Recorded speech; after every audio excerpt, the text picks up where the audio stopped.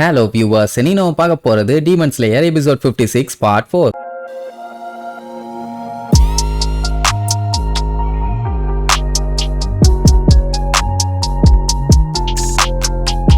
Open பண்ணா நம்ம டான்ஜிரோவை பாக்குறதுக்காக ஹகனெசுகா அங்க வந்திருப்பாரு. அவரை பாத்தீங்கன்னா வரும்போதே பயங்கரமா தடுமாறி முக்கி முணங்கிதான் வருவாரு. என்னாச்சும் உடம்புல ஏதாச்சும் பஞ்சாயத்தாண்டு கேட்டா முடியல, பயங்கரமா மூச்சு வாங்குது, கஷ்டப்பட்டு கடினப்பட்டு முக்கி முணங்கி அவரு ரெடி பண்ண ஸ்வாட நம்ம பைய கிட்ட கொடுப்பாரு. அதை பார்த்துட்டு சந்தோஷம் தாங்க முடியல. ஏன்னா அந்த ஸ்வாடுல ரென்கக்குவோட ஸ்வாட் கார்டை வச்சிருக்குது. கொட்டட்சு கிட்ட பத்திரமா வச்சிருந்தான்ல, அதை இவனுக்காகவே பிக்ஸ் பண்ண சொல்லி கொடுத்துட்டான் போல. ஆளு பாத்தீங்கன்னா ரொம்ப நடுநடுங்கி வேர்த்து ஊத்தி போய் வந்து நின்னுட்டு இருக்காரு. ஓரமா உட்காருங்கன்னு உட்கார வச்சதுக்கு அப்புறமும் பயங்கரமா நடுங்குவாரு. சரின்ட்டு அந்த கத்தியை நம்ம பையன் அப்படியே வெளியில உருவி பாப்பான். பார்த்துட்டு அப்படியே மிரண்டுட்டான். ஏன்னா இப்படி ஒரு சூப்பரான பிளாக் ஸ்வாட் அவன் இது வரைக்கும் பார்த்ததே இல்ல. வேற லெவல்ல இருக்குது. மேட்டர் என்னன்னா, இப்ப இருக்க ஸ்வாட்ஸ் மாதிரி இல்லாம அத குட் குவாலிட்டியில இருக்க ஒரு ஸ்டீலை வச்சு ரெடி பண்ணிருக்காங்க. இதை வச்சு பார்க்கும் போதே தெரியுது இதுக்கு முன்னாடி இந்த கத்தியை ஹேண்டில் பண்ண ஓனர் பாத்தீங்கன்னா பயங்கர ஸ்ட்ராங்கான ஆளுன்னு. அது மட்டும் இல்லாம இதுக்கு முன்னாடி இந்த கத்தியை ரெடி பண்ணவருக்கு ஒரே ஒரு கோல் மட்டும் தான் இருந்திருக்கணும். அதாவது எல்லா டீமன்ஸையுமே அழிக்கணும், அவ்வளவுதான். அதுக்காகவே மனுஷன் பார்த்து செதுக்கி இருக்காரு. அட்லீஸ்ட் அவரோட பேரை அதுல செதுக்கி இருக்கலாம். ஆனா அவரோட ஃபர்ஸ்ட் லெட்டரை மட்டும் தான் செதுக்கி இருப்பாரு. இல்ல இன்னொரு முக்கியமான விஷயம் என்னன்னா,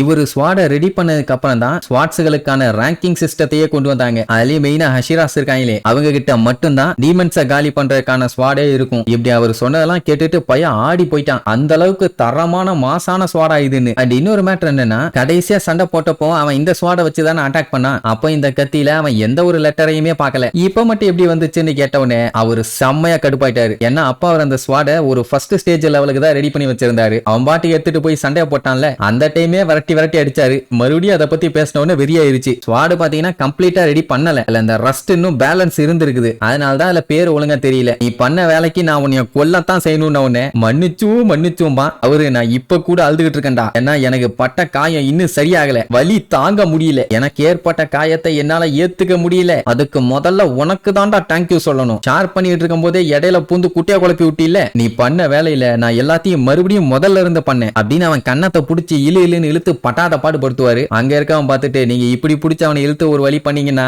அவனோட காயம் இன்னும் மோசமாயிருமா. ஏன்னா டான்ஜிரோவோட பாடியில இருக்க போன்ஸ் எல்லாமே கண்ணா பின்னான்னு நொறுங்கி இருக்குது. இப்ப அவனுக்கு தேவை ரெஸ்ட். அதனால கம்முன்னு அவனை விடுங்கன்னு சொல்லுவான். தேவையில்லாம குறுக்க வந்து மூக்க நுழைக்காத உன்னை கொன்னுருவேன்னு சொல்லிட்டு மறுபடியும் அவனை போட்டு படாத பாடுபடுத்திட்டு அங்க இருந்து கிளம்புவாரு. போறப்போ இந்த ஸ்வாட எனக்காக ரெடி பண்ணதுக்கு ரொம்ப ரொம்ப நன்றி, உடம்ப பாத்துங்க, பத்திரமா போயிட்டு வாங்கம்மா. அவருமே பாவம் நடிகிட்டே போவாரு. டான்ஜிரோ அப்பம் கூட அவரை மோசம்னு சொல்ல மாட்டான். மனுஷனை முன்னாடி கம்பேர் பண்ணும்போது இப்போ ஓரளவுக்கு காமா தான் இருக்காருமா. அண்ட் பாவம் அவரால் முடியல போல அப்படின்னு சொல்லிட்டு இருக்கும்போது, இதுதான் அமைதியான்னு சொல்லிட்டு பக்கத்து பெட்ல இருந்து ஒரு சவுண்ட். யாரான்னு பார்த்தா கென்யா. சாரிப்பா சத்தம் போட்டு உன்னை டிஸ்டர்ப் பண்ணிட்டோங்கிற மாதிரி சொல்லுவானா. அந்த டைம் தான் நம்ம இனசுகேவோட என்ட்ரி. கண்ணாடியை உடச்சுக்கிட்டு உள்ள வருவான். டோருன்னு ஒண்ணு வச்சிருக்குது. அதை பத்தி எல்லாம் அவன் யோசிக்கிறதே இல்ல. என் வழி எப்பவும் தனி வழிங்கிற மாதிரி உடச்சுக்கிட்டு உள்ள வந்தவனே, ஏன்டா அறிவு கட்டவனே, ஏன்டா அந்த மாதிரி பண்ணிட்டு இருக்க, பைத்தியம் பிடிச்சிருச்சா உனக்கு, நீ பண்ண வேலைக்கு லேடி கொச்ச உன்னைய கொல்ல போறாங்க அப்படின்ட்டு எவ்வளவுதான் சொன்னாலும் கண்டுக்காம அவன் பாட்டுக்கு ஆடிட்டு இருப்பான். கென்யாவே பாத்தீங்கன்னா அந்த கத்துவான். அவனே காதை பொத்திக்கிட்டு பேசாம படுத்துருவான். பேசாம நீ செப்பரேட்டா ஒரு ரூம்ல போட்டுருக்கலாம், இங்க மாட்டிக்கிட்டு நான் படுற அவஸ்தை இருக்கேன்னு புலம்பி தள்ளிட்டு இருப்பான். இன்னும் இனசுக்கே திருந்தல. ஸ்ட்ரென்த் எனக்கு இன்னும் ஸ்ட்ரென்த் வேணும்.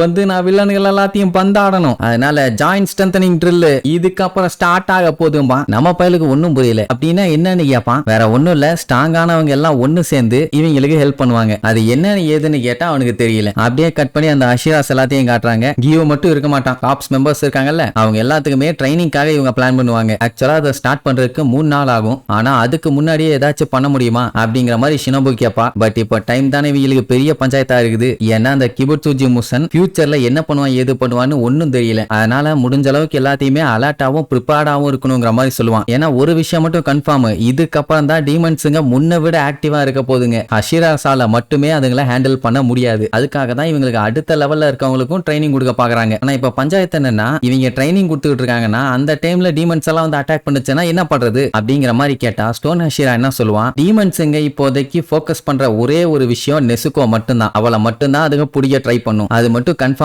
ஏன்னா அந்த ஸ்வாட்ஸ்மித் வில்லேஜ்ல நடந்த சண்டைக்கு அப்புறம் இது வரைக்கும் டீமன்ஸுங்க பண்ற அட்டூழியம் எல்லாமே குறைஞ்சிருக்குது. அது ஏன் அப்படின்னா இப்போதைக்கு அதுங்களோட டார்கெட் நெசுக்கோ மட்டும்தான். அவளை பிடிக்கிறதுக்காக டெஃபினட்டா அதுங்க எல்லாமே வருங்க. சோ அதனால மத்தவங்க எல்லாத்தையும் இந்த ஷார்ட் டைம் பீரியடுக்குள்ள எப்படியாச்சும் ட்ரெயின் பண்ணி ஸ்ட்ராங் ஆகிட்டாங்கன்னா இவங்க என்டையர் காப்ஸுமே பயங்கர ஸ்ட்ராங் ஆயிரும். அதுக்கப்புறம் டீமன்ஸுங்க எல்லாம் அது இஷ்டத்துக்கு வந்து வாழாட்ட முடியாது, வச்சு பொலந்து வெட்டிடுவாங்கல்ல. அதனால கொஞ்சம் முக்கியமா இந்த விஷயத்த பண்ண போறாங்க. இதுக்கு பேரு தான் அஷிராஸ் ட்ரைனிங். எல்லாருமே அவன் சொன்னதுக்கு ஒத்துக்குவாங்க, ஏன்னா அவங்க எல்லாத்துக்குமே புரியுது சிச்சுவேஷன் எந்த நிலைமையில இருக்குதுன்னு. பட் இப்ப என்னன்னா ஒரு 6 பேர் தான் இங்க இருக்காங்க, இவங்க மட்டும் தான் ட்ரைனிங் கொடுக்கணுமா அப்படின்னு கேட்டா அப்படின்ட்டு இல்ல, இன்னும் ரிட்டையர் ஆன அஷிராஸ் எல்லாம் இருக்காங்கல்ல, அவங்க கிட்டயும் போய் ஹெல்ப் கேட்கலான்னு ஒரு ஐடியா. யாருக்காச்சும் அப்ஜெக்ஷன் இருக்கான்னு கேட்டா இல்லவே இல்ல, தாராளமா பண்ணுங்க நீருவாங்க. சோ இப்போ இவங்க எல்லாருமே மத்த எல்லாத்தையுமே ஸ்ட்ராங் ஆக்கணும்னு முடிவு பண்ணிருக்காங்க. ஆனா அதுக்குள்ள இந்த கிபுட்சுஜி முசன் உள்ள பூந்துட்டான்னா தான் என்ன ஆக போதோ தெரியல. கியூ தான் எதையுமே கண்டுக்காம அவன் பாட்டுக்கு சுத்திட்டு இருக்கான். ட்ரைனிங் எப்பமாச்சும் ஹெல்ப் பண்ணானான்னு பாப்போம். சரி, இனி இதுக்கப்புறம் ட்ரைனிங் எந்த லெவல்ல இருக்குது, டீமன்ஸ் எல்லாம் எப்படி படையெடுத்து வர போறாங்கன்னு